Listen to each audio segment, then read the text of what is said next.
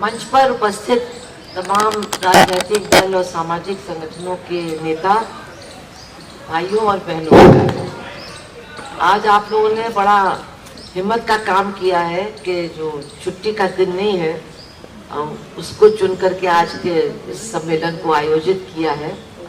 और मुझे उम्मीद है कि जितने लोग यहाँ आए हैं वो इस कन्वेंशन का जो संदेश है वो ज़्यादा से ज़्यादा लोगों तक पहुँचाने का काम करेंगे।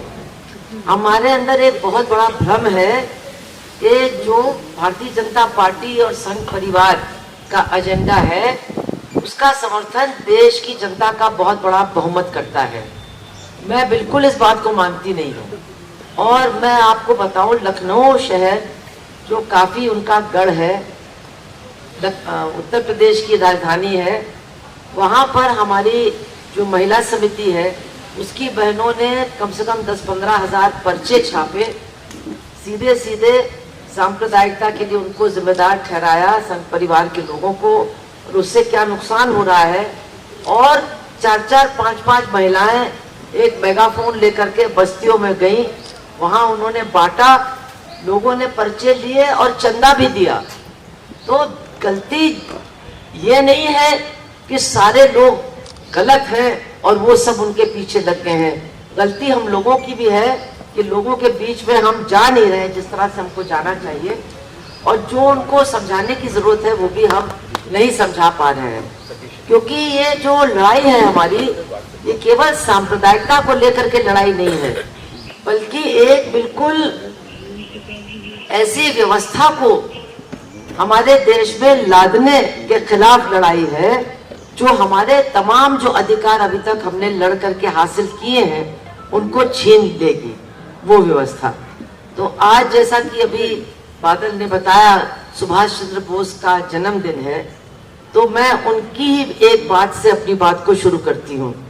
आप सबको मालूम है कि सिंगापुर में उन्होंने जो आज़ाद हिंद फौज स्थापित हो चुकी थी उसके नेतृत्व को संभाला, और उन्होंने ऐलान किया कि जापानियों की मदद तो हमको लेनी है, लेकिन हमारे जो भारतीय मूल के लोग हैं उनको भी जो कुछ उनके पास है वो आज़ाद हिंद फौज के हवाले करना चाहिए, ताकि बहुत सारा हमारा खर्चा हमारे अपने लोग ही वहन कर सके। और उन्होंने लगातार लोगों से चंदा मांगना, अपनी हर मीटिंग के बाद कलेक्शन करना, इस काम को किया। तो दशहरे के समय वहाँ पर एक चेटियार समुदाय है जो बहुत धनाढ़ है, दक्षिण भारत के लोग हैं, व्यापारी हैं। तो वो उनके पास आए और उन्होंने कहा कि आप हमारे मंदिर आइए, हफ्ते भर का कार्यक्रम चलता है, तो आप आइए और वहाँ लोगों को आप संबोधित भी कीजिए और हम आपको बहुत बहुत बड़ी मात्रा में धन और बहुत सा सामान उपलब्ध कराएंगे। तो उन्होंने कहा कि मैं आपके मंदिर में पैर नहीं रख सकता हूँ, आप लोगों की सोच इतनी गंदी है कि मैं आपके साथ अपने आप को नहीं जोड़ सकता हूँ। आप अपने मंदिर में जो दलित जात के लोग हैं, जो पिछड़ी जात के लोग हैं, उनको आप आने नहीं देते हैं। आप दूसरे धर्म के लोगों को उसके अंदर प्रवेश करने नहीं देते हैं। तो मैं ऐसी जगह बिल्कुल नहीं आ सकता हूँ, चाहे मुझे आप चंदा दें या ना दें। तो वो लोग काफ़ी हैरान हो गए और वहाँ से गए, और फिर उनकी मीटिंग हुई, आपस में उन्होंने बातचीत की।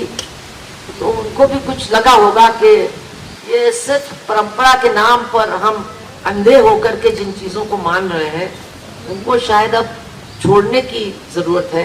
तो 2 दिन के बाद वो फिर आए नेताजी के पास और उन्होंने कहा कि देखिए, आपने जो कहा हमने उस पर बहुत चिंतन किया, और आप अपने तमाम लोगों को लेकर के आइए, और आज के बाद हमारे मंदिर में कोई भी आए हम उसकी जात और उसका धर्म पूछने का काम नहीं करेंगे।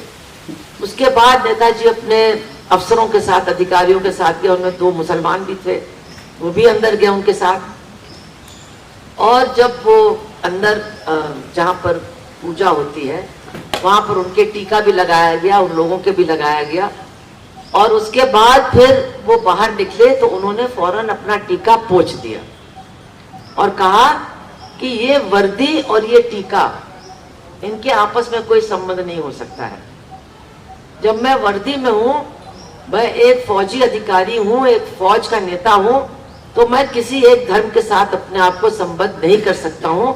तो उन्होंने अपना टीका पोंछ लिया, तो बाकी लोगों ने भी अपना पोंछ लिया। मेरा कहने का मतलब है कि कुछ सिद्धांतों को अगर हम मानते हैं, तो वास्तव में अगर हम उनको मानते हैं, तो उनके लिए हमको कुछ खोने के लिए भी तैयार रहना चाहिए और अपनी बात को बिल्कुल बेलौस तरीके से हर जगह कहने के लिए तैयार रहना चाहिए। क्योंकि नेताजी ऐसा नहीं है कि धार्मिक नहीं थे, वो भगवान को मानते थे, वो सुबह सुबह अक्सर पूजा भी करते थे और वो मतलब ध्यान भी करते थे, लेकिन कभी भी उन्होंने अपने धर्म को अपने सार्वजनिक जीवन का हिस्सा बनने नहीं दिया। और हमेशा वो कहते थे कि हमारी फौज में बहुत सारी कहानियां हैं कि कैसे उन्होंने सबको एक साथ खाने के लिए मजबूर किया, एक साथ मतलब रहने के लिए। पहले आप जानते हैं जो ब्रिटिश आर्मी थी वो तो जातियों में भी बटी हुई थी, अलग अलग रेजिमेंट से, सिख रेजिमेंट और जाट रेजिमेंट और मतलब पठानों के भी रेजिमेंट, बलूच रेजिमेंट। तो वो सब उन्होंने कहा ये सब अब खत्म, अब यहाँ कोई न जाट है, न कोई हिंदू है, न कोई मुसलमान है, आप सब आज़ादी के लिए लड़ने वाले लोग हैं, एक साथ आपको रहना पड़ेगा, एक साथ आपको खाना पड़ेगा। वो आप क्या खा रहे हैं, झटका है कि हलाल है, इसकी बात आपको सोचनी नहीं है। जो सब लोग खाएंगे मैं भी वही खाऊंगा, आपको वही खाना होगा। मतलब इस तरह से उन्होंने एक एकता की भावना लोगों में खुद अपने उदाहरण को सामने रखते हुए पैदा करने की कोशिश की। खैर ये उनकी बात है, आज हम उनको याद करते हैं। भाजपा वाले भी उनको उनका हस्तांतरण करने में लगे हुए हैं, लेकिन जब वो जिंदा थे तो उनके जो नेता हैं सावरकर, उन्होंने उनको उपाधि दी थी कि ये हिंदू जिहादी है। सुभाष चंद्र बोस के लिए उन्होंने कहा ये हिंदू जिहादी है। ये मतलब वंदे मातरम को गाने में उसको आपत्ति है कि उसकी जो पहले की पंक्तियां हैं बस वही गाई जाएंगी, बाकी पंक्तियां नहीं गाई जाएंगी। उसने आजाद हिंद फौज नाम रखा है और इस तरह का इस्तेमाल उसने उर्दू शब्दों का किया है। इत्तेहाद, एतमाद, कुर्बानी उसने अपने मतलब घोषणा के रूप में स्वीकार किया है। तो ये तो हिंदू जिहादी है, इससे बहुत बचना चाहिए, ये बहुत ही खतरनाक आदमी है। और जब एक तरफ वो आजाद हिंद फौज को तैयार कर रहे थे, तो सावरकर और उनके साथी भारत के अंदर ब्रिटिश फौज के लिए लोगों की भर्ती कर रहे थे ताकि ब्रिटिश साम्राज्य को बचाने का काम हो सके। तो ये भी बात शायद आज याद रखने की है, क्योंकि हर शहर में आपके मामा जी और काका जी और भाई जी और बड़े जी और छोटे जी, वो सब आज सुभाष चंद्र बोस का गुणगान करेंगे। लेकिन अगर वो जिंदा होते तो अब तक निश्चित रूप से बहुत गंदी जेल में वो पहुंचा दिए गए होते, अगर आज के भारत में वो जिंदा होते। तो आज जो विषय है, मैं समझती हूँ कि उसको हम लोगों को कई तरीके से देखना चाहिए। अक्सर हम लोग जो आज हो रहा है उसको बहुत सीमित रूप में ही देखते हैं। हम लोग बस इसके बारे में यही कहते हैं कि धर्म के नाम पर ये लोगों को बांट रहे हैं, लोगों के बीच में दुश्मनी पैदा कर रहे हैं, बहुत गलत बात है, ये बहुत गंदी बात है। लेकिन मामला सिर्फ यहीं तक नहीं है, हमको समझना होगा कि वो करना क्या चाहते हैं, वो कैसा देश बनाना चाहते हैं।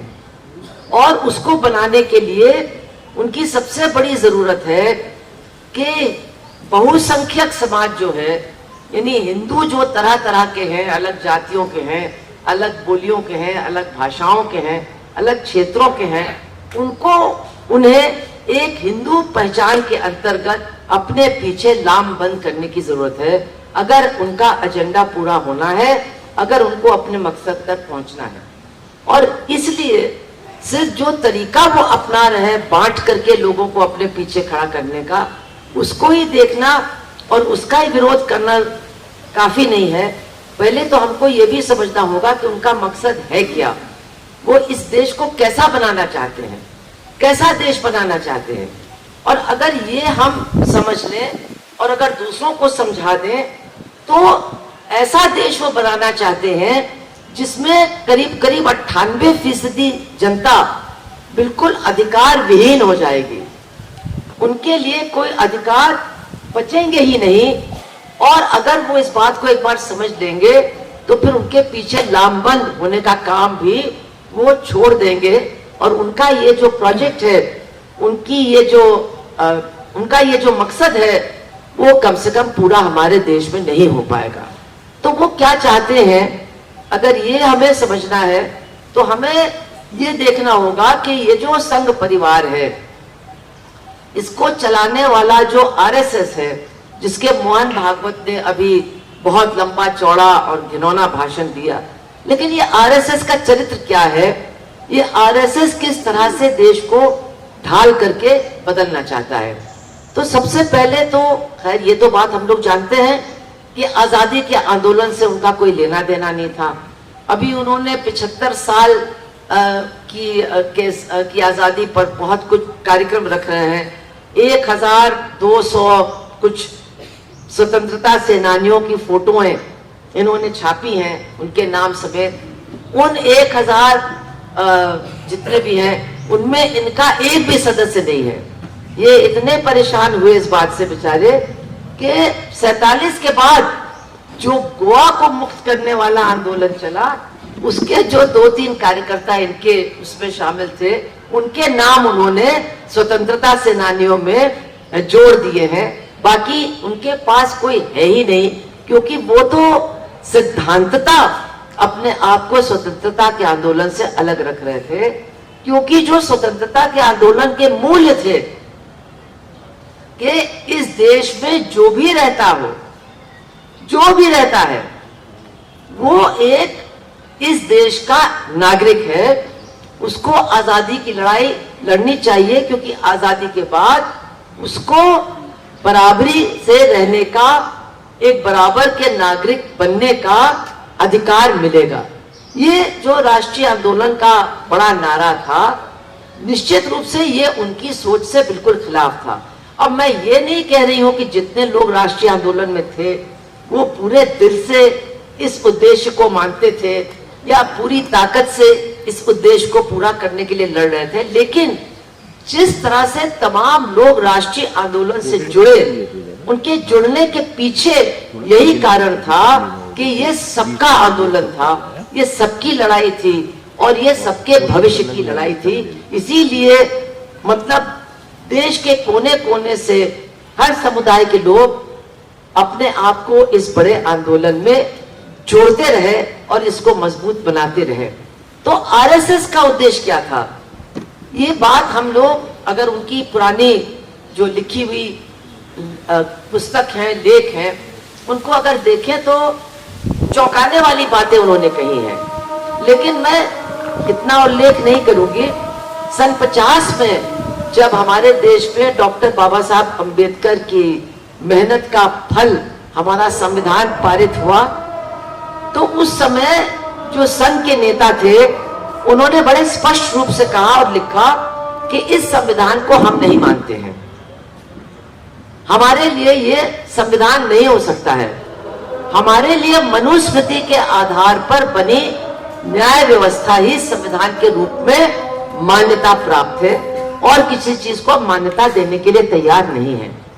अच्छा, ये हम लोग पढ़ते हैं और फिर सोचते हैं अरे ये लोग ऐसे ही बोल रहे हैं, ऐसे कैसे हो सकता है। लेकिन अगर आप पिछले 8 साल से इनके काम को देखें तो बहुत तेजी के साथ ये जो हमारे संविधान में, हम ये नहीं कहते कि संविधान ने हमको पूरी तरह से आर्थिक समानता, सामाजिक समानता, लैंगिक समानता सब कुछ दे दिया है, ऐसा नहीं। हम लोग जानते हैं अभी बहुत कुछ बाकी है, लेकिन कम से कम संविधान हमको वो रास्ता तो खोल करके देता है कि हम उस पूर्ण समानता की लड़ाई को लड़ सकें। लेकिन इन्होंने जो पिछले 8 साल में किया है वो इस संविधान को ही अंदर से बिल्कुल खोखला बना करके जो मनोवादी सोच है उसके आधार पर नीतियों को तय करना, कानून को बनाना, ये उनका काम पिछले 8 साल में रहा है।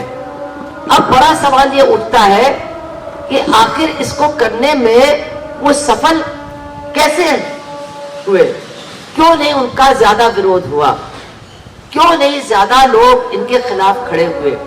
और जब ये सवाल हमारे सामने आता है तब इनकी जो सांप्रदायिकता की कार्यनीति है उसका महत्व हमारे सामने खुल जाता है। मैं आपको, काफी महिलाएं हैं, एक बात बताती हूँ जो बुरी है, इससे बहुत जल्दी बहुत से लोगों की बात समझ में आ जाएगी। एक दिन गैस के सिलेंडर का दाम 150 रुपए से बढ़ गया, एक ही दिन में, याद है, एक ही दिन में बढ़ गया। तो बनारस में एक औरत एक परचून की दुकान पर गई और खूब बड़बड़ा रही थी, देखो कि एक ही दिन में 150 रुपया बढ़ा दिया, अरे पहले 5 रुपया बढ़ाता रहा तो हम लोग हल्ला मचाते रहे, अब देखो कोई नहीं बोल रहा है, अब कैसे खाएं, कैसे खाना बनाएं, बहुत बड़बड़ा रही थी। तो दुकान के बगल में एक आदमी खड़ा था जो पीला दुपट्टा ओढ़े था। वो आया उस औरत के पास और कहा, अम्मा पता है क्या हुआ है? बोले बताओ क्या हुआ भैया? बोली अरे मस्जिद में शिवलिंग निकली है। अरे बोली मस्जिद में शिवलिंग निकली है? अरे दैया ये तो गजब हो गया। अब चलो भैया दिखाओ कहा हुआ, कहा हो रहा है, कैसे हुआ। अब वो गैस का सिलेंडर भूल गई, 150 रुपया उसका दाम बढ़ा था वो भी भूल गई और जुट गई पता लगाने में कि मस्जिद में शिवलिंग निकली है। कैसी मस्जिद, कौन सी मस्जिद, कब बनी थी, किसने बनाया था, शिवलिंग कब निकली, कैसे निकली, निकली भी है कि नहीं निकली, किसी चीज से कोई मतलब नहीं, सब कुछ भूल करके वो मस्जिद और शिवलिंग के मामले में पूरी तरह से उलझ गई। अब ये छोटा सा उदाहरण है, लेकिन मुझे ये उदाहरण बहुत अच्छा लगता है क्योंकि ये बताता है कि कैसे एक आम इंसान की मानसिकता को प्रदूषित किया जाता है, कैसे उसका ध्यान जो उसके जिंदगी से जुड़े हुए मुद्दे हैं उससे दूर किया जाता है। हम लोग जब छोटे थे तो एक कहावत होती थी कि कौवा कान ले गया, कह दो तो सब लोग खड़े हो जाएंगे, ऊपर देखने लगेंगे कि कहाँ है कौवा, कहाँ है कौवा। कोई नहीं पूछेगा किसका कान, कौन सा कौवा, कैसे ले गया, सब देखने लगेंगे और जो गिरा कट है वो फिर जेब को काटने का काम आसानी से और आराम से करेंगे। तो अब तो भैया गिरा कट का राज नहीं है, तो सुल्ताना डाकू के बाप आज राज कर रहे हैं। इधर उधर हमारा ध्यान बांट करके हमको जो हमारा दुश्मन नहीं है उसके खिलाफ लड़ा करके, और मैं सारे वो उदाहरण नहीं दूंगी क्या क्या उन्होंने किया है, गुजरात से लेकर के आज तक सारी चीजें आपके सामने हैं। आप ही के मध्य प्रदेश में एक जगह है खरगोन, मैं वहां एक बार गई हूं, हमारी पार्टी के लोग 2 बार गए हैं। अगर आप नाश देखना चाहते हैं कि कैसे एक कस्बे की जिंदगी का नाश किया जाता है तो आप खरगोन जाइए, या अगर आपका कोई जानने वाला है वहां पर तो उससे पूछिए। मतलब 2 दिन में उस जगह की जिंदगी को पूरी तरह से तबाह कर दिया गया है। कम से कम वहां के 500 नौजवान और पुरुष अधेड़ उम्र के जेल में हैं। उनको अब 6 महीने से ज्यादा हो गया, ये राम नवमी की बात है, तब से किसी को नहीं पता है कि क्यों जेल में है, कैसे उनको छुड़ाया जाए। सब गरीब मजदूर हैं, उनके घरों में कोई कमाने वाला नहीं है, कोई बच्चों को देखने वाला नहीं है। मतलब ऐसी तबाही मैंने गुजरात में नहीं देखी है, मैंने उत्तर प्रदेश में दंगों के बाद नहीं देखी है, बंबई में नहीं देखी है, जिस तरह की मैंने खरगोन में देखी। और सबसे ज्यादा दुख की बात कि आज तक कम्युनिस्ट पार्टी मार्क्सवादी के लोगों को छोड़ करके कोई दूसरा संगठन उनसे मिलने ही नहीं गया। वहां के सारे विधायक भाजपा के नहीं हैं, सब कांग्रेस के हैं।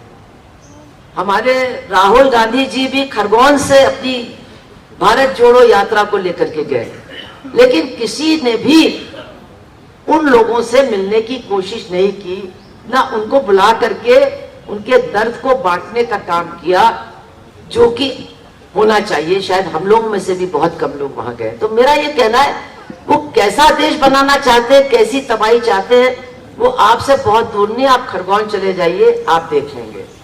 और अगर खरगोन नहीं जा सकते हैं तो अभी जो छत्तीसगढ़ में हुआ है उसको आप देख लीजिए। यानी हमारे देश के आदिवासी हमेशा एक साथ, एक जैसा रहन सहन, एक जैसी संस्कृति को लेकर के गांव में रहे हैं। और आज आप जाकर के देखिए छत्तीसगढ़ में जो हुआ, मतलब आदिवासियों को ही हर तरह से दिमागी तौर पर, मतलब क्या इसको कहा जाए, जैसे लोग कहते हैं हैकिंग, तो ये दिमाग की हैकिंग हो गई है कि ये ईसाई हैं, ये ईसाई धर्म को फैला रहे हैं और इनको यहां से भगाओ, इनके रहने से तुम्हारा कुआं तक प्रदूषित हो रहा है। ये जब मरते हैं तो बड़ी बड़ी बीमारियां फैलती हैं, और अगर ये चले जाएंगे तो इनकी जमीन और इनके घर पर तुम कब्जा भी कर सकते हो। और भीड़ को तैयार करके आगे आगे भाजपा के नेता ईसाई आदिवासियों पर हमला किया गया। उन औरतों को दोनों टांगों से उठा करके, उनके टांगों को चीर करके उनको पूरे इलाके में घुमाया गया। बच्चियों के साथ बर्बरता की गई और उनसे कहा गया कि आप अब यहां से चले जाओ, जब तक आप टीका नहीं लगाओगे, जब तक आप हिंदू नहीं बनोगे, तब तक आप अपने गांव वापस नहीं आ सकते। वहां बीजेपी की सरकार नहीं है, वहां कैंपों में इन लोगों को रखा गया। 1500 लोग से ज्यादा कैंप में थे। और आपको आश्चर्य होगा, कोई मंत्री, कोई विधायक उनको देखने नहीं गया। और 5 दिन पहले उनसे कहा गया कि अब कैंप बंद हो रहा है, आपको वापस अपने गांव जाना है। उनको सरकारी ट्रकों में जब वापस भेजा गया तो गांव के बाहर लड़के खड़े होकर के भाला और जो कुछ उनके हाथ में था लिए थे, और कहा कि किसी कीमत पर ये लोग यहाँ आ नहीं सकते, इनको जाकर के जंगलों में घूमने दीजिए, अब ये गांव नहीं आ सकते।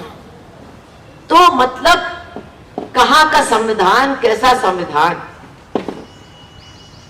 क्या हो रहा है संविधान का, ये सारे सवालों के जवाब अगर हम ढूंढने निकलेंगे तो बहुत मुश्किल नहीं है इनके जवाब को ढूंढना। लेकिन असल सवाल ये है कि आखिर ये क्यों किया जा रहा है। तो सिर्फ गैस के सिलेंडर के दाम को बढ़ाने के लिए नहीं किया जा रहा है। आदिवासी आज जहां रहते हैं वही जंगल है और वही जमीन के नीचे बहुत बड़े बड़ी तिजोरियां हैं, हर तरह के ईंधन की तिजोरियां हैं, बॉक्साइट है, कोयला है, तमाम तरह के मिनरल्स हैं, सब वही है जहां आदिवासी बैठे हुए हैं। और उन पर अदानी की निगाह है, अंबानी की निगाह है, और हर जगह इस बेल्ट में उनको सैकड़ों एकड़ जमीन दी जा रही है और ज्यादा अपनी दौलत को बढ़ाने के लिए। और आदिवासियों की जो एकता है, आदिवासियों का जो एकताबद्ध संघर्ष है इस विस्थापन के खिलाफ, उसको तोड़ने के लिए ये धर्म का उपयोग किया जा रहा है। तो अंत में मुझे लगता है 20 मिनट का समय मुझे दिया गया है, तो मैं अपनी बात को अब समाप्त कर रही हूं। अंत में हमको बहुत कुछ जो वो कर रहे हैं उसके बारे में बहुत ज्यादा बताने की जरूरत नहीं है। महंगाई कहाँ है, बेरोजगारी, बेकारी कहाँ है, अंतरराष्ट्रीय जो अध्ययन हुए हैं वो बताते हैं कि महिला और पुरुष के बीच की जो असमानता थी वो इतनी ज्यादा बढ़ी है कि असमान देशों में अब हम लोग 108वें नंबर पर पहुंच गए हैं। भूख इतनी ज्यादा बढ़ी है कि हम दुनिया में 107वें नंबर पर पहुंच गए हैं। बेरोजगारी इतनी है कि कोई उसकी सीमा नहीं है। महिलाओं के साथ होने वाले अत्याचार इतना ज्यादा बढ़ रहे हैं और बलात्कारियों का पूरा साथ दिया जा रहा है। केवल बिल्किस बानो के बलात्कारी नहीं, कोई भी बलात्कारी, राम रहीम हो या सेंगर हो या वो हाथरस के 4 ठाकुर नौजवान हो, आप अगर बलात्कारी हैं तो आपका पूरा साथ ये सरकार देगी, पूरा संरक्षण आपको देगी, ये इस सरकार की तरफ से कहा जा रहा है। तो ये क्या क्या कर रहे हैं इसके बारे में तो बहुत कुछ हम लोगों को मालूम है, लेकिन इनका असली एजेंडा क्या है? बहुत से लोग कहते हैं अगर ये कह रहे हैं हिंदू बन जाओ तो क्या बुराई है इसमें? बहुत से लोग जो भले होंगे, मुझे नहीं मालूम भले हैं कि नहीं, लेकिन लगते हैं भले, वो कहते हैं भाई देखिए एक ही देश तो है हमारे पास, अब तो नेपाल भी नहीं रहा, कहां जाएगा हिंदू बेचारा, एक ही देश है, तो अगर ये हिंदू राष्ट्र बन जाता है तो क्या इसमें बुराई है? यही तो एक देश है हमारे पास। तो सबसे ज्यादा तो हिंदुओं को सोचना चाहिए कि ये कैसा हिंदू हमको बनाना चाहते हैं, किस तरह का हिंदू हमें बनाना चाहते हैं। ये बहुत बड़ा सवाल है और सबसे अहम सवाल यही है। ये एक ऐसा हिंदू बनाना चाहते हैं जिसकी आस्था मनुस्मृति में हो, जो वर्ण आश्रम धर्म को एक आदर्श समाज व्यवस्था के रूप में स्वीकार करता है। और आप ये समझ लीजिए कि मनुस्मृति में केवल जातीय दुर्भावना नहीं है, केवल महिलाओं के अधिकारों का हनन ही नहीं है, बल्कि मालिक और मजदूर के रिश्ते के बारे में भी मनुस्मृति बहुत स्पष्ट है। तो जो हमारे देश के कामकाजी लोग हैं, चाहे किसान हो, चाहे मजदूर हो, पिछड़ी जाति के लोग हो, दूसरे लोग हो, उनको भी समझना चाहिए कि मनुस्मृति के हिसाब से जो काम करता है उसका धर्म है काम करना, और मालिक की आज्ञा का पालन बिना सोचे, बिना प्रश्न किए उसको पूरी तरह से लागू करना, ये मनुस्मृति कहता है मजदूरों के लिए, किसानों के लिए, काम करने वाले लोगों के लिए। मैं गलत ना कह रही हूं त्रिपाठी जी, आप बताइएगा। उसमें यहां तक लिखा है कि अगर कोई क्षत्रिय या ब्राह्मण किसानी करता है या काम करता है तो फिर वो भी शूद्र ही समझा जाएगा, क्योंकि उसने अपने जन्म के साथ जो पेशा जुड़ा हुआ था उसको छोड़ करके शूद्र के पेशे को स्वीकार किया है। तो देखिए ये बातें हम लोग आजकल लोग कह रहे हैं, जो लोग ये बात कहते हैं वो बड़े बदमाश लोग हैं, उनको बंद कर दिया जाना चाहिए। तो भैया ये बातें हम थोड़ी ना कह रहे हैं, हमारी तो कल्पना शक्ति ऐसी नहीं है कि इस तरह की बातों की हम कल्पना भी कर सकें जो मनुस्मृति में लिखी है। वो कहते हैं गीता को हम राष्ट्रीय पुस्तक मानेंगे और हर स्कूल में पढ़ाएंगे। बहुत से लोग कहते हैं भाई अगर पढ़ाएंगे तो क्या इसमें बुराई है, इसको पढ़ाना तो अच्छा है। तो डॉक्टर अंबेडकर ने क्या कहा था गीता के बारे में? डॉक्टर अंबेडकर ने कहा था कि ये गीता तो मनुस्मृति से भी ज्यादा खतरनाक है, क्योंकि मनुस्मृति की भाषा तो बहुत भौंडी है, लेकिन गीता की भाषा बहुत चिपड़ी रोटी की तरह है। मतलब वो जहर की गोली तो आपको खिला रही है, लेकिन खूब मतलब तासीर में डुबो करके आपके गले के नीचे उतार रही है। तो ये सारी जो किताबें हैं, ये सारे जो धर्म ग्रंथ हैं, इनमें जो बुनियादी बात है वो है वर्ण व्यवस्था को मजबूत बनाना, वर्ण व्यवस्था को कायम रखना, और वर्ण व्यवस्था के चलते 3/4 जनता के तमाम अधिकारों को छीन लेना। तो मैं आपसे अंत में इतना ही कहना चाहूंगी कि इनका जो एजेंडा है, इनका जो मकसद है, वो मुसलमानों के अधिकारों को छीनना नहीं है, वो तो इसका एक छोटा सा हिस्सा है, या ईसाइयों के ऊपर वार करना नहीं है, वो भी एक छोटा सा हिस्सा है। अरे 15% जनता पर वार करके इनका काम थोड़ी ना चलने वाला है। इनको तो अपनी लूट का निशाना 90% जनता को बनाना है, 90% जनता के अधिकारों को छीनना है।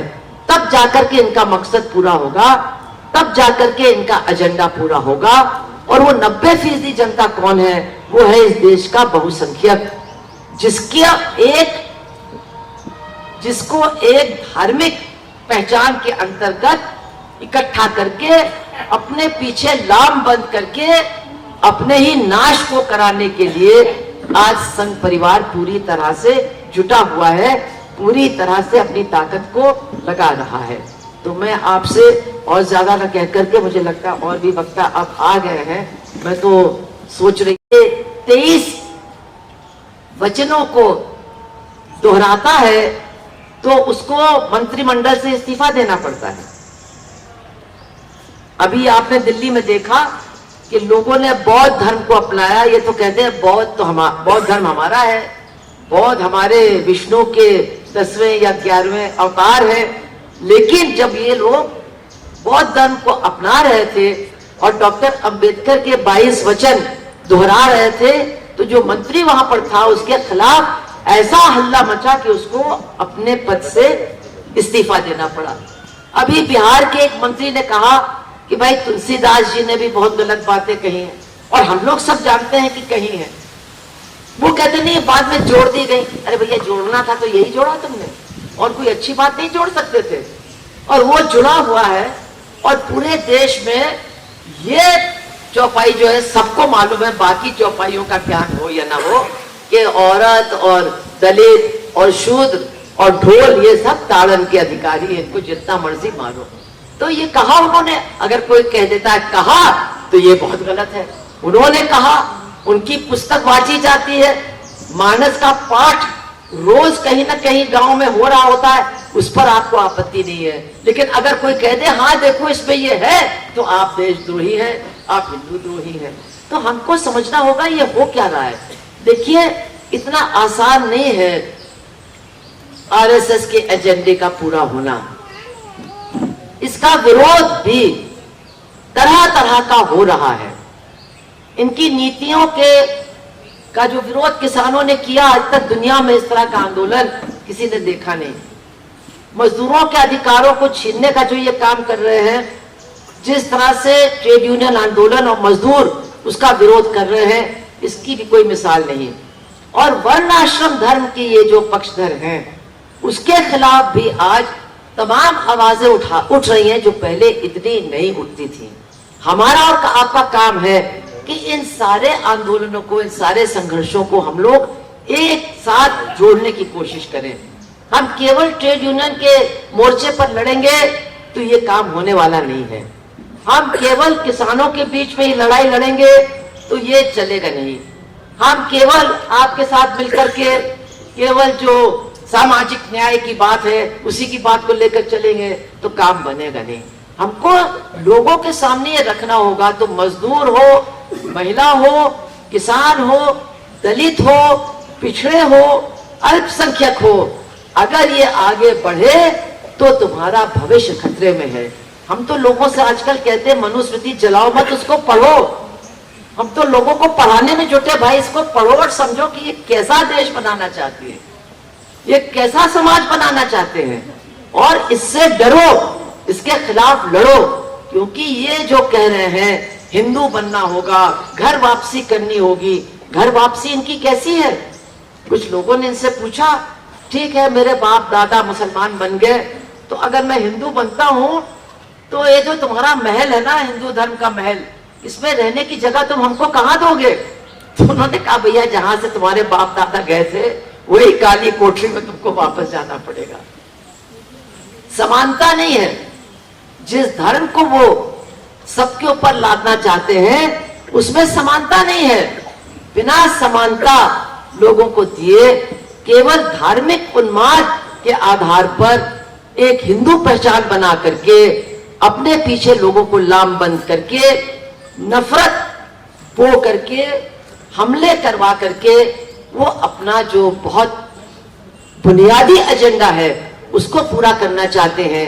और वो एजेंडा है एक संविधान पर चलने वाले भारत को पूरी तरह से बर्बाद करके मनुस्मृति के आधार पर इसकी समाज रचना को स्थापित करना। और ये हमारे लिए, आपके लिए, सबके लिए नाशकारी है। ये अगर हम समझ जाएंगे, औरों को भी समझाएंगे, पर्चे बांटिए, लोगों के पास जाइए, लोग सुनने को तैयार हैं। आज आप देखिए कौन सा वीडियो सबसे ज्यादा वायरल हो रहा है पूरे हिंदुस्तान में, वो जो बीबीसी का वीडियो है।